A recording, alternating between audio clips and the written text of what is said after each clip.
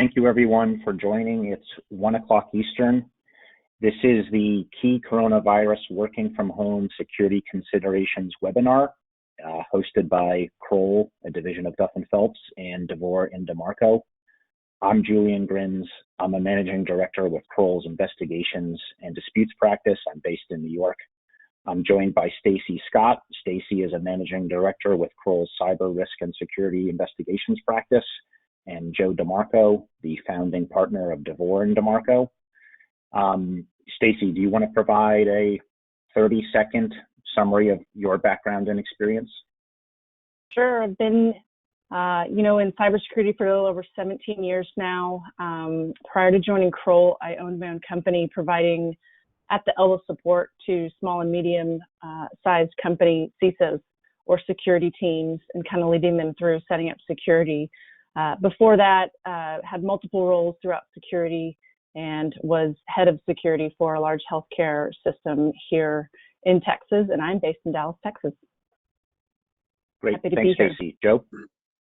Sure, thanks. So I'm the partner of a boutique law firm in Manhattan. We focus exclusively on the law of data privacy and cybersecurity, cybercrime prevention and response. And prior to that, I was a federal prosecutor in Manhattan, and I ran the cybercrime program at the U.S. Attorney's Office in New York from 1997 until 2007. Spent all of my time on the law and policy issues related to what we're going to be speaking with today. And I've had the great pleasure of working with Julian and his various teams on both proactive assignments for clients as well as reactive incident response when they occur. So thank you to Duff & Phelps. Great, thank you, Joe. So we will spend about the next 30 to 40 minutes going through some slides, talking about some of the key considerations and topics. We'll leave about 15 minutes or so at the end to address any questions that anyone has on the webinar. We will also have a couple polls that we'll present during the webinar that you can respond to, and we'll talk about some of those results at the end. It's no surprise that this is an important topic. We are, all of us, the panelists and everyone on the line, we are roughly almost 2 months now into a working from home environment. And it is an unprecedented change in how we work. Before this all started, it's fairly easy to estimate that, depending on your industry or the business you're in, 50%, 80%, or even 100% of your employees were used to reporting almost daily to a physical office that's owned and controlled by your employer. We've now flipped that completely on end, and almost 100%, in most cases exactly 100% of your employees are working remotely from their homes across the country, across the world. And we've gone from a controlled environment to one where it's highly distributed. We're not dealing with a company with 10 offices. Now you're dealing with a company that has basically thousands of micro offices. And you have all the various security issues that come into play. Now you couple that with this environment, which is the perfect breeding ground for cyber criminals. It will empower them because it naturally introduces vulnerabilities when you have so many people working from home. So with that introduction, Leo, can you advance to the next slide? So we're going to talk about some of the most commonly overlooked cyber risks in this current environment we're in. Next slide, Leo.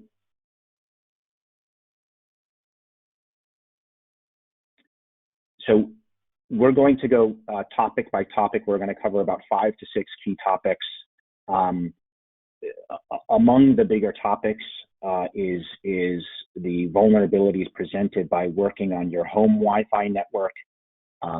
Certain individuals, because of the nature of the work they do, they might even have to travel, and they may have to use public Wi-Fi networks for access to certain information, both secured information on company networks, and they might also, of course, have to transmit information. Some of us working from home are now wearing multiple hats. Because we're at home, we might have school-age children. Some of us might be overseeing distance learning programs of our children. Some of us might be sharing printers.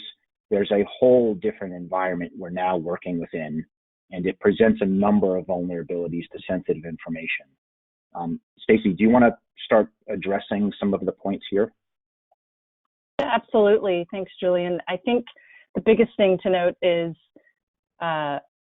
complex passwords is the first one I'd say, and use a passphrase. Take a sentence that you can easily remember and take the first or second letter from each word and make that your password. Change the default passwords on your network devices at home. A lot of the carriers now, whether it be the big box, AT&T or Verizon, whomever you get your internet from at home, offer apps where you can manage your administrative settings like your password and different things like that where you can change it, which is always helpful. I think the hardest one on this list that you see here is maybe don't use personal or family shared computers.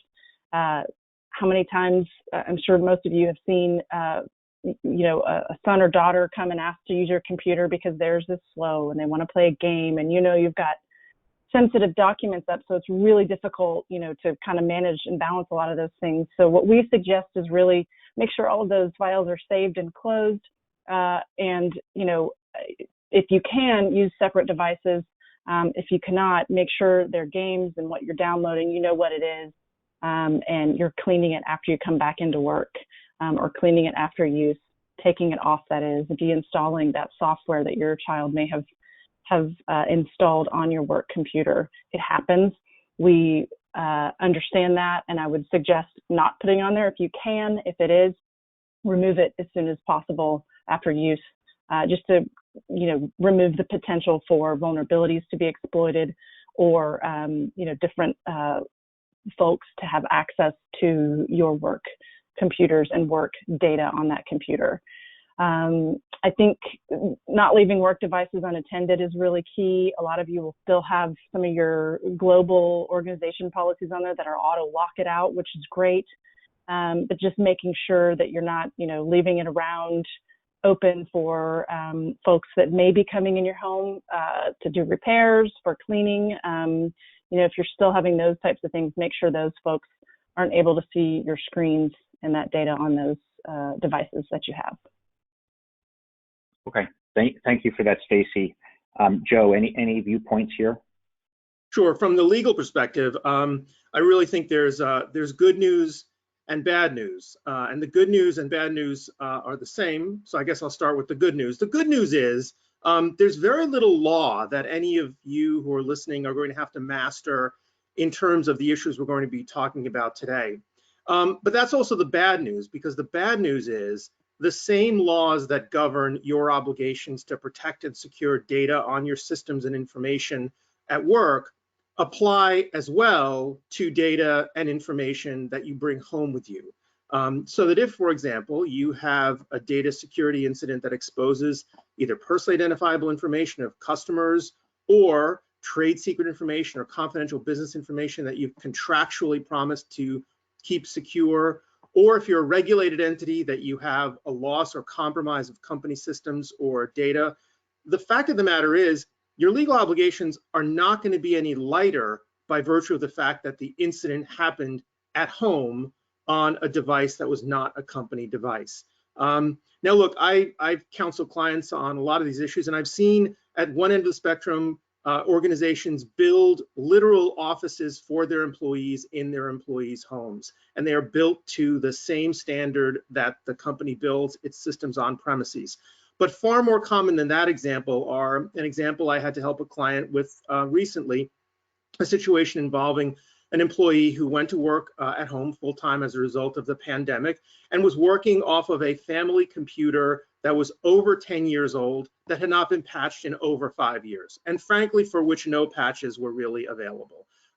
That's the more common scenario, and the fact of the matter is that if you have a security incident at any of those home devices or home networks, home routers, home Wi-Fi systems, the law is not really going to cut you any slack, unfortunately. And I'm not just making this up. On April 13th, the New York State Department of Financial Services, which regulates all New York State chartered insurance companies, banks, foreign banks with offices in New York, and service providers to those organizations, came out with a specific guidance letter on the issues of work from home vulnerabilities and the cybersecurity risks attendant to that.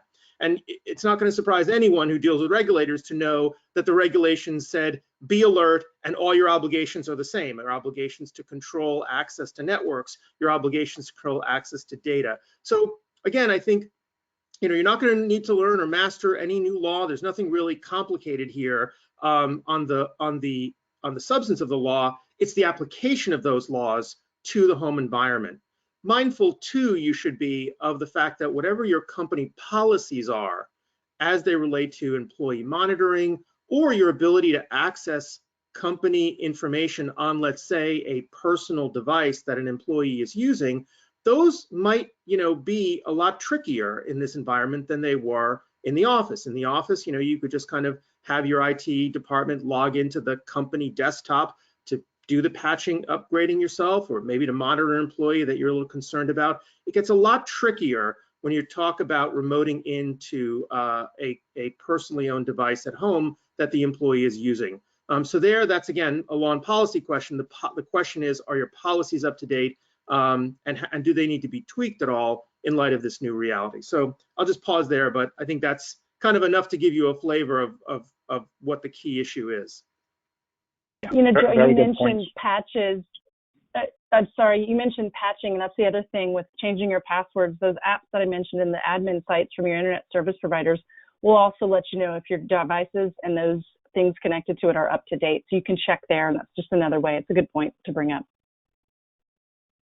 Yeah, all very good points. I mean, I think the headline here is you need to treat your home office exactly like you would the security at your normal work office. And I think to Joe's point, if there ever is an incident and it's intertwined in the use of a personal device, it can get dramatically difficult for an investigation to unravel what happened, what was compromised when you have a combination of work devices and in fact personal devices where the compromise happened, because everyone does a variety of things on personal devices, and sometimes recovering that information can make the task all the more difficult if it leads to a breach of information.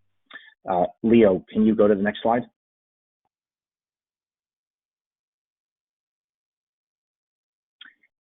This is a topic near and dear to all of our hearts. Stacy, myself, Joe, the rest of the folks that work with Joe's team and Stacy's team, this is an issue that we are encountering more and more in a normal environment, and now it's even magnified during the current work from home situation because of the coronavirus. I want to walk through a couple examples with Stacy and Joe's help on the following slides. These are real life examples. These are emails that have come to our attention in just the last 2 weeks. Leo, can you bring up the next slide? So there is a dramatic increase in phishing emails.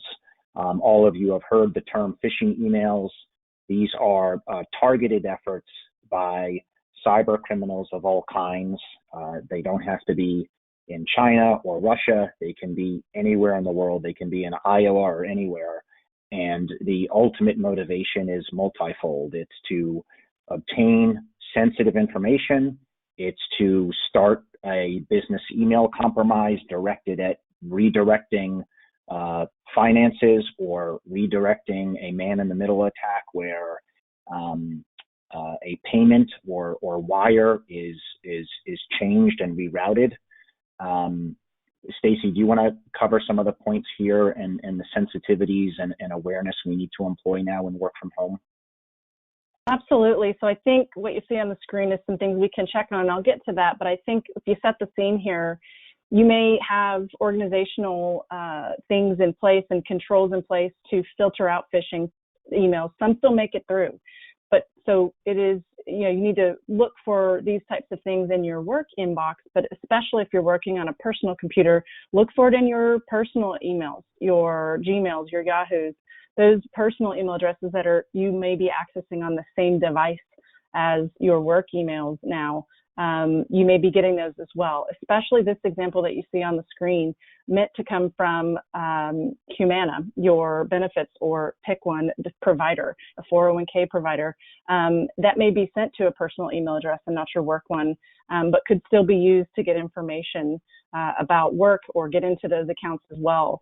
A good thing, and the things we've highlighted on the screen here, is to hover over a lot of the links. And, you know, if they're asking you to click a link or open an attachment, or they're giving you a sense of urgency, if you don't do this, coverage will end. If you don't do this, you'll be charged, or whatever. Likely those are phishing attempts, and be wary of those. You can also look at who the email came from. It looks like this is coming from Humana, and yes, it's highlighting there for me on the screen. If you look at the email address, it says abuse@humanity.com. It may look like it says it's from Maria, even at humanity.com. The other thing to note is when you hover over a button or a link and you look at where it's sending you, this may be in the bottom left-hand side of your screen when you hover over, but don't click on that button. The blossomproperty.com, that's clearly not from Humana. Don't click it. Either delete the email and call your IT help desk just to let them know, and they can possibly communicate to other users as well, which is always helpful. The things they're trying that we've seen that are being targeted are benefits, insurance, unemployment, and the different health organizations, the World Health Organization, the CDC, fake information from each one of those organizations is really what we've seen an uptick in, unfortunately, and a lot are going towards health insurance and benefits as well to try and play on your fears of COVID, on the urgency of, hey, you might lose these things. There's a lot of, if you haven't seen it, the IRS and fake tax emails that are out there as well, trying to get you to click on things so that they can either grab credentials and your information, or download software, malware, or something else to proliferate throughout your system and potentially your work email and work network as well. Joe, what's been your experience in terms of the uptick of these? Sure. Well, in the last 4 weeks, we've got 4 major incidents come into the office, and while only one of them was expressly related to COVID-19, I'm certain that the other 3 happened because the client's guard was let down. They're tricky situations, not only if they're whether they relate just to the download of malicious data and programs onto a company system, because now, of course, you're dealing with employees who are working from home. How do we get to the laptop? How do we disinfect it? You know, and the like.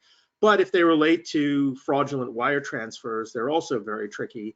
The law, unfortunately, has not caught up to the reality of that type of fraud.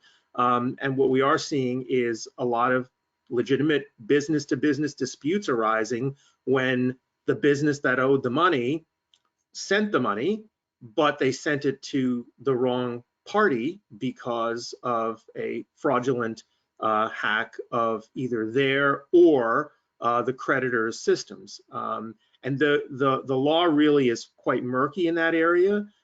It's very fact specific as to who's going to win that dispute. But you know, again, it just highlights the fact that if you can avoid that issue, you don't have to go down the rabbit hole of who's going to pick up how many cents on the dollar for a financial loss resulting from that incident. Yeah. I mean, I think what CISOs and general counsels and CTOs and other people in operational functions need to consistently do with their employees is send them reminders. Don't inundate them daily, but send your employees reminders on a weekly basis to be aware of these types of phishing attempts. Give them the top 3 to 5 things to notice, as Stacy pointed out, differences in the sender addresses versus the name and the subject line. I'm aware of a phishing attempt that's been circulating. It appears to come from Microsoft, and it alerts the user that they have, make up the number, 9 emails stuck in their outbox that have not been sent. Click on this link to complete the sending of your emails. And we're all, as I said, wearing multiple hats at home. We're fixing meals for our kids, and you don't pay attention. You click on the link, and you potentially expose yourself to a breach of sensitive information. And remember too that by virtue of us all working from home, or many of us working from home, and by virtue of the constant news coverage, the bad guys know a lot about the likelihood of Mhm. whether we're working from home. They're going to track, the return to work orders. They'll play off of that. So if, let's say once, state X announces a return to work, they may very well target, people in that state with a fraud that seems to give them information about return to work. If they know that employees in state, Y are still, operating under a lockdown, they can key off of that. One thing we've also seen too, by the way, is kind of intra-office frauds. Employee A pretending, someone pretending to be employee A in the same office, communicating with employee B, because the bad guys know very well that A and B, who nominally work in the same building, are not in that building and can't walk down the hall and see each other. So again, just something to be aware of. Yeah, no, it's a very good point, Joe. The volume of media coverage, we've all seen it, is incredible, and there is specific profiling of particular companies in terms of how they've handled work from home situations, which employees at which factories are going home, which factories are shutting down. And so again, this is the perfect environment for a cyber criminal. You can selectively target companies because so much is being divulged in media about their operations and the change in their operations. Right. Leo, let's move on to the next slide.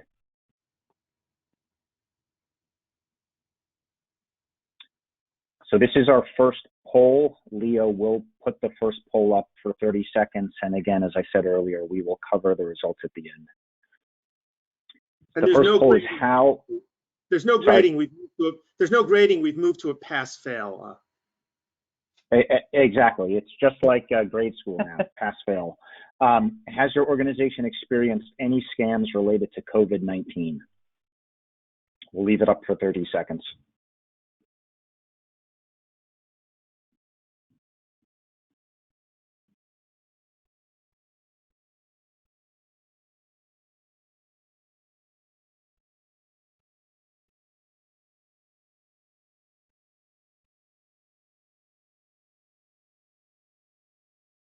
Okay.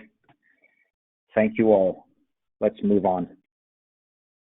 So what can we do to take sort of sensible preemptive measures to start protecting your organization and your employees? Next slide, Leo.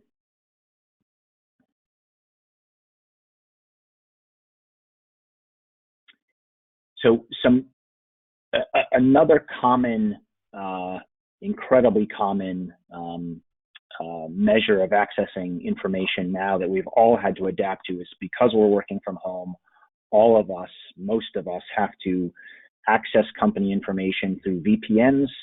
And the trick is, because I've heard it at Kroll, we've heard it at Duff and Phelps, depending on your home office arrangement and how your network is arranged, some people have had difficult accessing company VPNs. And what concerns us always in this environment is employees working from home because they're in a rush, they've got a lot going on, they will resort to workarounds. They might start using personal email, or they might start sharing information with colleagues on a project, not on a secured cloud site or other company-approved secured platform. Stacy, do you want to give the audience your views on this? Yes, I think it happens quite a bit because we're all going to do what's easiest to get our job done, and a lot of times that's not the most secure. And we're going to talk about it on the next slide too. But what can you do? Communication to your employees about, hey, these aren't approved file sharing or storage, sites, especially with sensitive data. So just reminding them, sending out those, security and privacy reminders. And making sure you have an option for them to share that data or store it, especially sensitive data, in a secure way on company managed assets. If you don't have those things, ask them, hey, if this is absolutely necessary, let's walk through it. Let's have you turn on some security monitoring or some security auditing and different functions that a lot of the cloud sites and personal email accounts offer. One of them, of course, is multi-factor, which we'll talk about in just a second. But ensuring that if they absolutely have to use these things for a business need, and it cannot be managed by the organization or doesn't make sense to, let's put these controls in place so that at the very least you have some measure of protections in place. And I'd really start actually with monitoring, audit logging, so that if anything were to happen, and from an investigative perspective, and Joe, you might have some comments on this, you can go back and see what happened, where that data might have gone, where you might need to investigate next, and who possibly viewed it. You may not get those granular details, but monitoring is always a good idea to start with, and then adding some of those other protections like multi-factor are also critical when it comes to personal accounts and cloud sites as well. Mm-hmm. Yeah, and I've seen that issue come up a lot as well. Look, I mean, some folks that are on the call work in very sophisticated organizations where it's impossible for them to even access, Gmail or Yahoo from their desktop. That's not the norm, but that is, sometimes the case for some companies. Others are a little bit more lax, but whatever the issue is, this is one of the more common areas where a hiccup occurs. An employee, for completely good, noble, well-intentioned reasons, puts confidential company email into a webmail account that they use that's been compromised, and that the bad guys have access to. And again, companies have put in technical controls to make that less likely. But again, what we've seen from the work-at-home environment is that, unfortunately, creative employees bring a lot of ingenuity to bear on defeating those systems. And I can't tell you the number of times that, unfortunately, someone relatively senior in an organization, someone with cloud, someone who's a revenue maker or a manager, for, again, understandable reasons, they have to work on that deal while they go to their sister-in-law's wedding in Switzerland, whatever it is, will put information into a compromised webmail account. The problem with that is, as I said at the beginning, you're still legally on the hook. And particularly if you're in a regulated industry, the regulators are going to frown at that. And they're going to frown at that because it's so obvious and longstanding a poor practice, and because it's, in a sense, a self-inflicted wound. And I think, again, I know that many of you have managers who get this.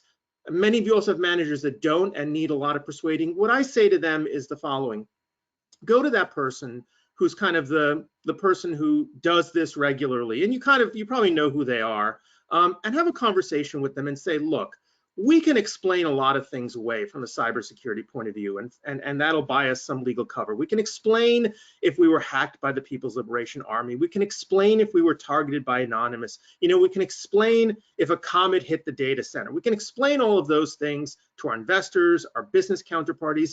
What we can't explain, and is really hard to explain, is how Fred put X into an email that he sent through his personal Gmail account or a shared Yahoo account that he shares with his family. We just can't explain that one. There's really no good explanation. But Fred, if you do that, we're going to have to explain that, and maybe we're going to come to you and make you to explain that. It's just not a good place to be from a business point of view, and certainly not a good place to be if you have to respond to a regulator. The SEC, FINRA, DFS, pick your three-letter agency that you're going to have to answer for. This is one of the ones that, it's hard for even kind of a Harry Houdini lawyer to get you out of. Yeah, and look, we're all aware of certain webmail providers that have suffered compromises, and there is the bad human habit that's almost impossible to change, that when you have a webmail account, you will tend to use a password that is not complex, it's not long. It might be the name of your cat. You might use that webmail address and same password for your bank accounts. You might use it for, other subscription services. And all of us, either directly or we have relatives that have had their webmail accounts compromised also by phishing attempts. So, you do what Fred does and you put a sensitive company document into your webmail. And he's a busy guy. He goes on to the next project. He goes back to the office in November this year and forgets that he left a highly sensitive document in his webmail, and it's sitting there forever because it gets pushed down lower and lower. and most people don't clean out their web mailboxes, and so it's among the more sort of dangerous exercises to undertake in this environment. Leo, next slide.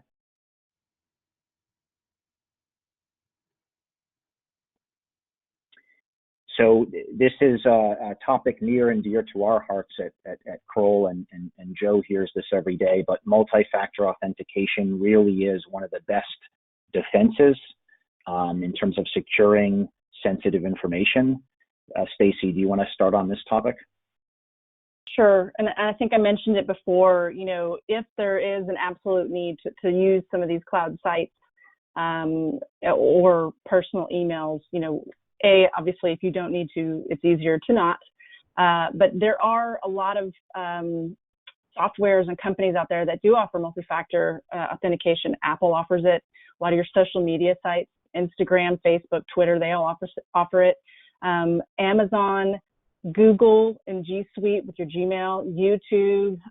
If you're using Slack or some other sort of community communication with your teams now online, Dropbox, PayPal, those all offer multi-factor, and I would suggest enabling it. It sends a text to your phone or gives you a one-time email, one-time code in an email, or it will even call you to do those things. And so it's easy to set up. Typically, just Google or search, you know, for those different things that I mentioned, and multi-factor after it, and you'll see where to set it up. And typically, the companies have made it quite easy for you to do that. Even your home devices like Nest for your, you know, your AC and your Ring doorbell, those all have multi-factor, and we've seen all over the news where those are hacked into. They're connected to your home network, and could be an entryway into your personal device or your company device that is connected to the same network. Even though it may have its own protections, it is just another way in. And so thinking about those things, go and look for all the options you have to set up multi-factor. And there are a lot of the major, you know, sites will have it for you. And we suggest enabling it. Of course, we suggest enabling it with your banks. A lot of banks have had it for years now. But make sure you've got it enabled, and that you're still changing your password, but that's where multi-factor really comes in place. Another reason I like multi-factor is because I have received a code when I thought, I'm not logging into this account. Why did I just get a text message? It can alert you to something fishy or something weird going on, which is always good to go and check on your different accounts and have that kind of, not a fail safe, but that check, that monitor there for you. Yeah. And, you know, again, the regulators have specifically mentioned this. And look, even if you're not in a regulated industry, the fact of the matter is it's so easy to deploy where available. It's almost become a standard of care. And so if there is an incident that happens because you didn't easily enabled multi-factor authentication, there's a good argument that, you know, your conduct was negligent and you may be responsible as a result. I will tell you, I've been doing this for over 20 years now. In 20 years, I've only seen, of all the hundreds of incidents I've worked across, I've only seen 2 where multi-factor authentication was defeated by a cyber wrongdoer. If you're kind of looking for one of the things that can deliver you the most return on investment from a security point of view, and by the way, it's free, for the most part, multi-factor authentication is it. All good points. And to Stacy's point, what I'll emphasize is most of the good webmail providers, Yahoo, Gmail, other services, they make this incredibly easy now. Unfortunately, most of them still offer it as an option. And because of everyone wants to simplify their life, the natural behavior is bypass the option for MFA, do a single sign-on password. So again, everyone should take the time to think about any accounts they use, going back, reviewing them, changing passwords, and enabling multi-factor authentication. Leo, next slide.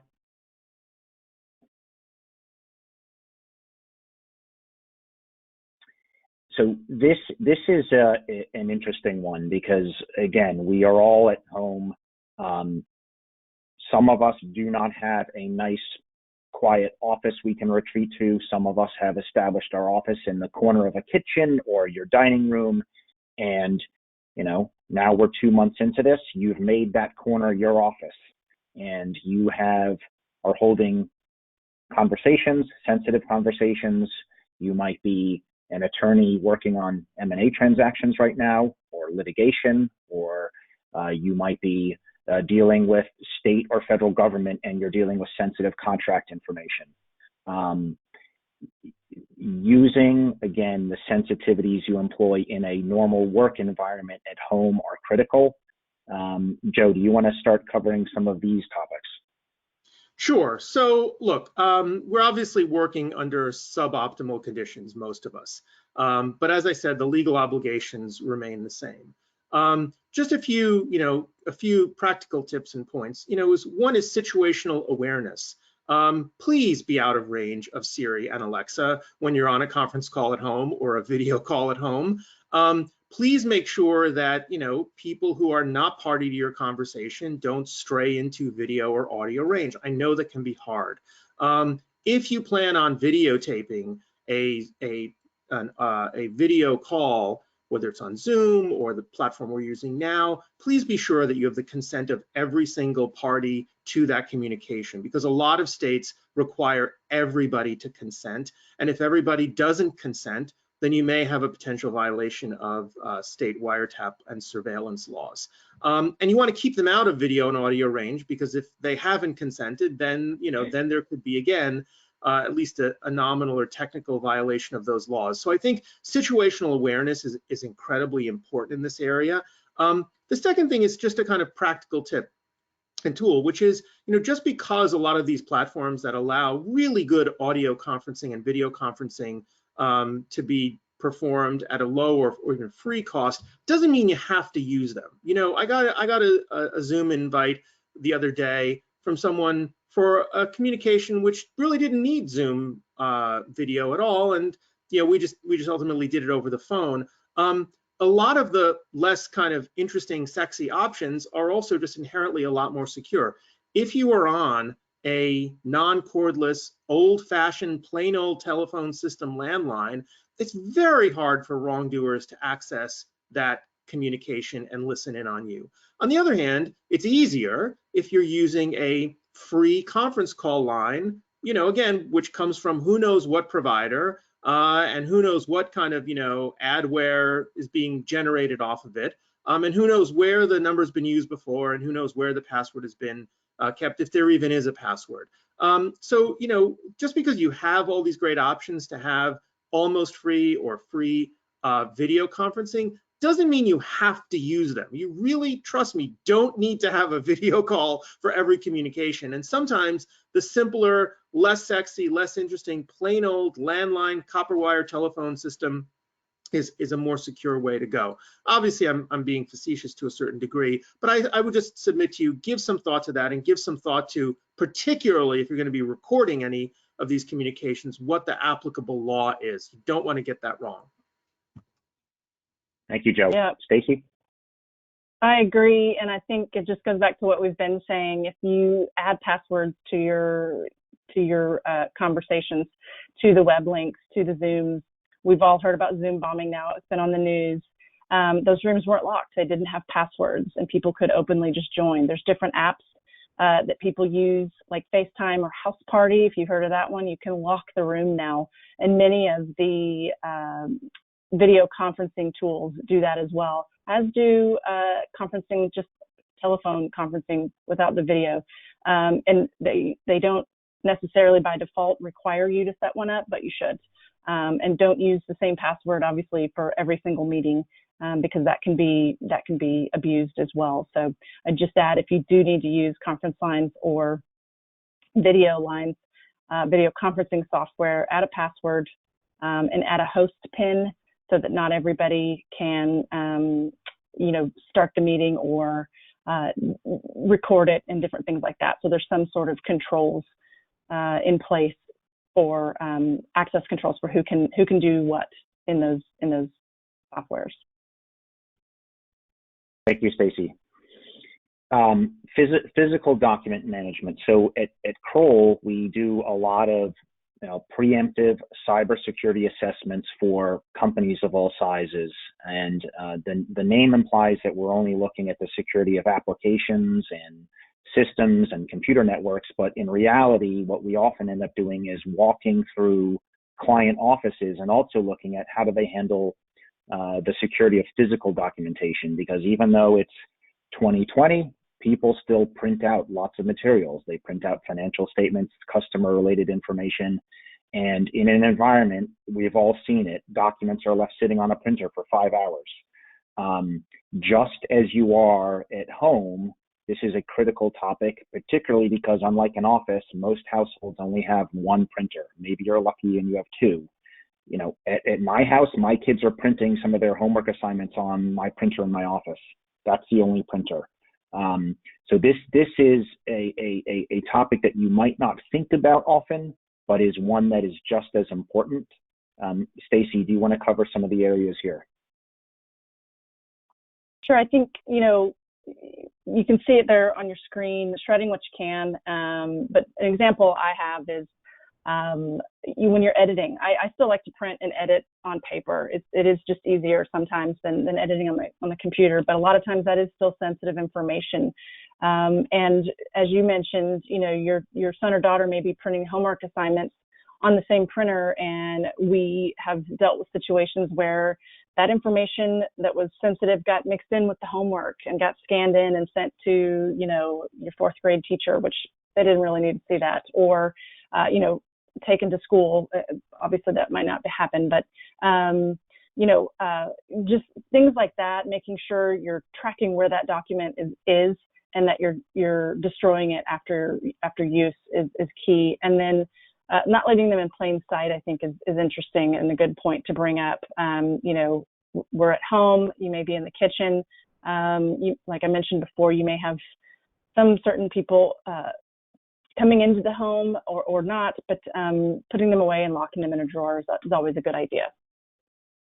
Yeah, that's exactly right. You know, the thumb drives, you know, that get dropped into your daughter's backpack and go to school, or, you know, someone drops a thumb drive into her backpack and it comes home from school. It's very hard. And, you know, the hard part about this is it's not interesting. It's not sexy. It's about as fun as talking about flossing. But the fact of the matter is, you know, you really do need, if you don't have a crosscut shredder at home, a shred bin at home or a shred folder, bring it back to the office and then shred it there securely.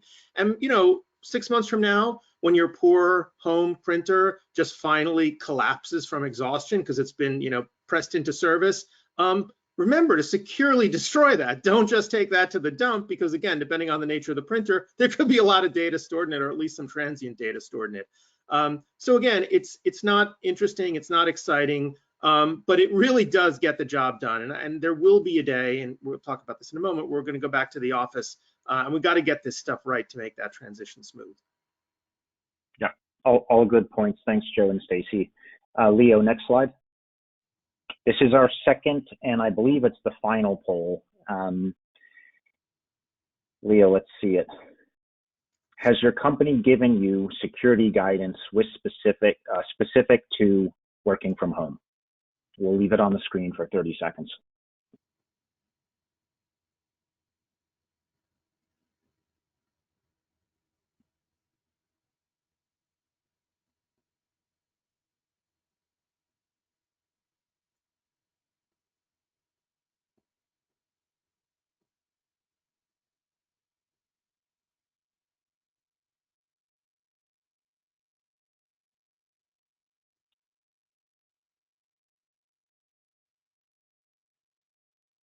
Cyber insurance and legal ramifications.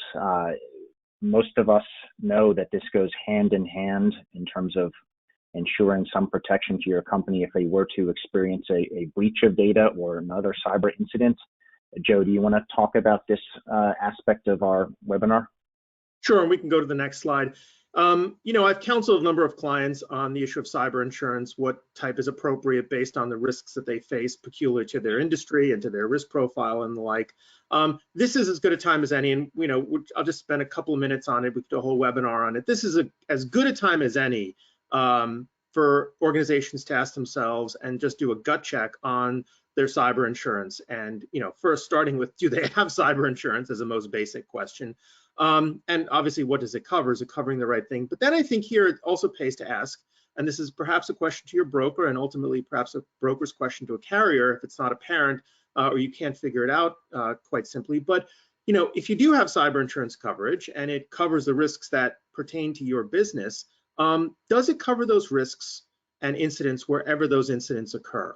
So that if, for example, you have an employee who transmits company information, personally identifiable information on consumers or trade secret information or information that regulators tell you need to keep confidential, and however they transmit it onto their daughter's 2006 era gateway computer that hasn't been updated since 2013, and something happens, it's stolen from your car as you run into the pharmacy or whatever, but something happens to that data, is your insurance coverage going to cover that incident as if it happened in the office? And I think that's a very fair question to ask, a very topical question to ask now. And it's a question that you probably want to ask before that incident happens as opposed to after that incident happens. So, again, we could spend a whole lot of time on cyber insurance, but that I think is important to remember. One last thing, and again, we could do a whole webinar on this as well. For those of you that are attorneys, while we're on the subject of insurance, let me also remind you that your ethical obligations as lawyers are the same whether you're working from home on that metaphorical unpatched gateway or whether you're working in the most secure and confidential facility you can imagine. Your duties of competence, competently understanding the risks that we've talked about today, your duties as a fiduciary to your clients, and your duty to safeguard client property, all those duties, which are in all 50 states, I'm pretty sure, apply whether you're working in the office or whether you're working at home. So again, we could spend a lot of time on both these subjects, but now is a good time as any, particularly if you have some free time on your hands, to just maybe delve into those issues and get them right before they come back and bite you. Thanks, Joe. Stacy, anything to add here? I think I'd just add, during an incident, make sure you have all the right contact information for your insurer and your outside counsel. If you have those, make sure you have those on hand. They might be in your office at work. Make sure you know who to call and you have their correct contact information. It may have changed. So just double checking that information. Okay. Thanks, Stacy. So this is one that ideally we're starting to think more and more about, how to plan to return to the office. The incredibly bad analogy I'll give everyone is this is akin to selling a used car. If you're going to sell a car, go through the dashboard, go under the seats, make sure there's no sensitive information, make sure your social security card that no one ever uses didn't fall between the seats, or there's any other sensitive information.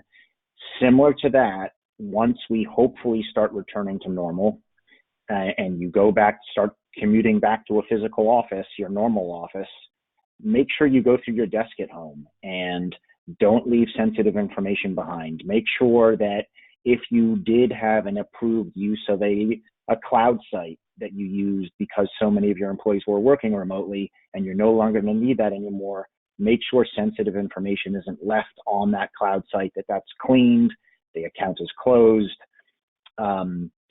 Stacy, do you want to cover any other points here? Yeah, I think understanding from a technology perspective where all that data may have gone and removing it. But also, as you move back, if you're in technology or asking your technology teams and your security teams, if we needed to reclose and go back to remote, how quickly could we flip that switch back? If we're coming back to reopen the office, how quickly can we switch to working in the office and remember to shut down potentially newly opened remote access options and making sure that we're not, really affecting business continuity, but also security and making sure we're turning off things that are no longer in use, but that we can turn them back on should there be a second wave or another work from home, push or mandate pushed out in different areas. I'd also kind of say outside of a technical view, make sure you are paying attention to different local sites that you may have, local laws, and Joe, you can probably address this more, but local restrictions that you may have on being able to go back to work, and what you may need to do there, and making sure that maybe Office A can go back to the office, but Office B, C, and D cannot. And so how do you manage from a technology perspective? You've got some still on remote access, but you got some in the office. Can we make sure we securely turn those links and pipelines back up? Yeah, I think that's crucially important, particularly if there is going to be a second wave, and who knows, and hopefully there won't be. But hopefully by now people have settled into a routine, and your IT staff or whoever manages your network or computers has returned to some level of normalcy that you can start to begin to have those conversations now with them, so that you can be prepared to go back when it's time to go back without too much preparation, and then you can be prepared to return home without too much preparation. Just a practical tip, I got a bunch of hanging files. I put them in my roller litigation bag that every litigator has. And at the end of the day, I file everything. And when it's time to go back, I will just close that and roll myself back onto Metro North.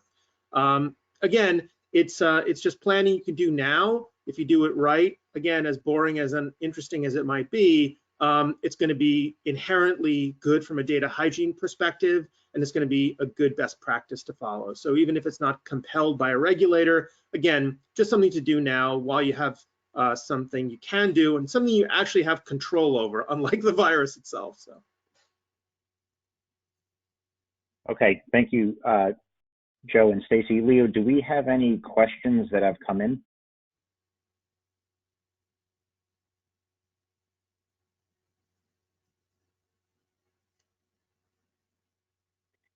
If there's no questions at this point, Leo, can we put up the results from the 2 surveys?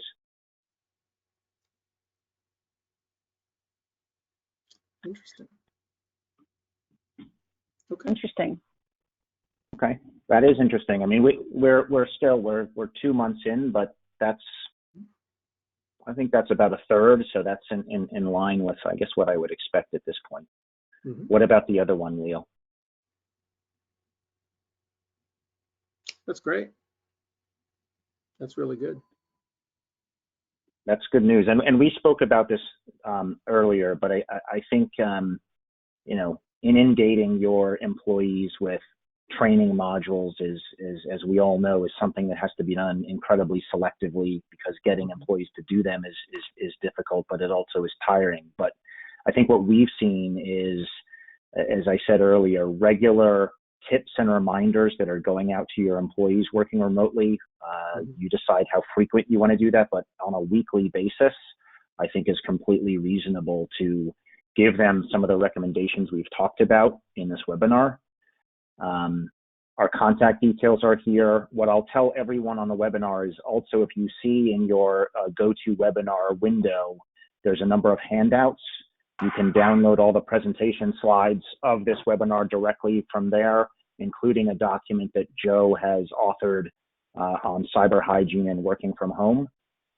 If anyone has questions, we're happy to answer them. Our contact details are there, and thank you everyone for joining today. Julian, before we go, we do have one question. I see it here, and it talks about they did send corporate devices home for the work from home users, and while they're connected to VPN, their security filtering for websites works. However, they can use the same device, the corporate device, and disconnect from VPN and then go to those sites that may previously via VPN been blocked. What kind of strategies could you guys put in there? And what I'd say is endpoint monitoring is key, making sure that the health of that endpoint monitoring software on that corporate device is scanning for malware, indicators of compromise, and other things that could be downloaded or accessed from those sites that are not blocked while not on VPN. I think that's the best thing I could offer. That anti-malware will also clean the machine of those potential malware and indicators of compromise that could have been downloaded. So while you can't block it, while they're off VPN, just kind of educate them, please still don't do this, but also that endpoint monitoring, making sure it's looking for certain things that could be harmful to the corporate device. And from a law and policy point of view, I would say that's really a situation where you want to pull out your employee manual, pull out your policies, and see whether or not your policies prohibit that. If they don't, you should amend your policies consistent with local state law. And it may also be a situation where, again, if you don't already have, as a matter of policy, your ability to do some of the technical things that Stacy mentioned, again, you want to amend your policy. It may also be the kind of thing where if you know specific employees are doing this, you do targeted reminders. You also may want to do some spot checks because, again, that is a vulnerability. You know, again, their machine can get infected. Let's say it's a laptop, company issued laptop, or plugs into a docking station. Their machine gets infected. They bring that back to the office in 2 weeks, 4 weeks, 6 weeks, whatever. They plug it back in. You don't want that to be the metaphorical equivalent of a really big infected thumb drive that gets plugged into your system. So you want to be prepared for both protecting the employee business device at home, but then also protecting your network when they come back. And I'd really look at your policies on that as well. Good question. Right. I think the second question is, can we talk about Zoom protections? And we touched on this a little bit earlier, but I think it's adding passwords and locking rooms when you start those video conferencing services.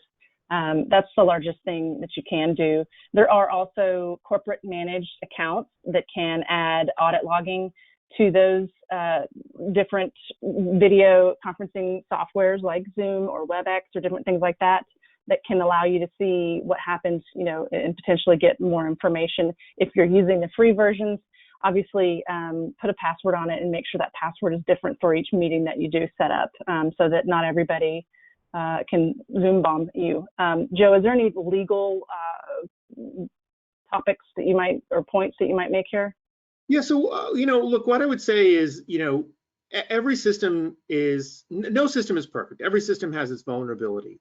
And there are lots of times where for many types of communications, a moderately secured platform is perfectly appropriate. I mean, if you're doing kind of an employee town hall or just a check-in or just a routine business meeting, two lawyers in opposing each other in a litigation, having a discussion about how to amend a publicly filed discovery order, you don't really need to worry about security. I would take a risk-based approach. If it's secure, you may want to deploy all those security features or be sure that those security features are deployed as to any given teleconference. If it's really secure, maybe you don't want to be using that particular platform or another particular platform. Maybe you want to do a little bit more research and a little bit more digging. So I would say take a risk-based approach. You know, you don't have to lock down to military-grade security routine business communications. You just don't. But you might for some other communications. Any other questions? I think there's two more, Julian, and they're kind of related. And Joe, you might want to take these. It's really, how do we deal with endpoint monitoring antivirus on personal devices? Does the company have a right to do it? And suggestions on where they can research current info on bring your own device, BYOD practices. What are your thoughts on, you know, personal devices and installing corporate managed monitoring software? Yeah, and so other practices? Yeah, I mean, so there are I haven't looked at the free resources. We have our own templates and internal learning on the subject of BYOD practices. Different companies have different policies. And again, the starting point has to be and is under the law what the rules are, rules of the road are that you've laid down with your employee at the beginning of the relationship or during the relationship when they're transitioning to a BYOD. There are also variants on BYODs. You know, there are BYOD, so it is your own device, but you know, all applications or all data or all information relating to the company have to go on or into this company-approved app. The key there, though, is going to be what the permissions are for the company's audit and inspection, what happens when the device is lost. You know, there's not a whole lot of state law on this. There's not a whole lot of federal law on this. It's largely, not exclusively, a matter of contract law, by which I mean the rules that you've set down with your employees that you've had them assent to in writing. I've seen it where acceptable use has, there are BYOD policies, and it says if you're accessing company data, it doesn't matter what device you're on, we have the right to monitor it. So you might check back on your acceptable use and compliance or employee handbook or security policies to check those things. A good resource is always, it's the SANS Institute, SANS, and the Center for Internet Security on BYOD policies and trends that they're seeing and different things you can put in place. It's difficult, and it gets very much into compliance and legal and employee HR, relations. But if you, like you said, set forth the way you're going to monitor it, that's critical. On your personal cell phones and tablets, of course, if you have mobile device management, MDM tools, those are always helpful. They are more likely to be able to segment your company data on that device and be able to wipe it rather than touch personal data. And so those tools are also helpful from a non-PC or laptop or Mac device. I think that's it. That brings us right up to 2 o'clock exactly. Joe DeMarco, Stacy Scott, thank you so much for joining us today. Thank you for everyone in the audience for attending, and we hope to join and see you soon. Thank you. Thank you, everyone. Thank you.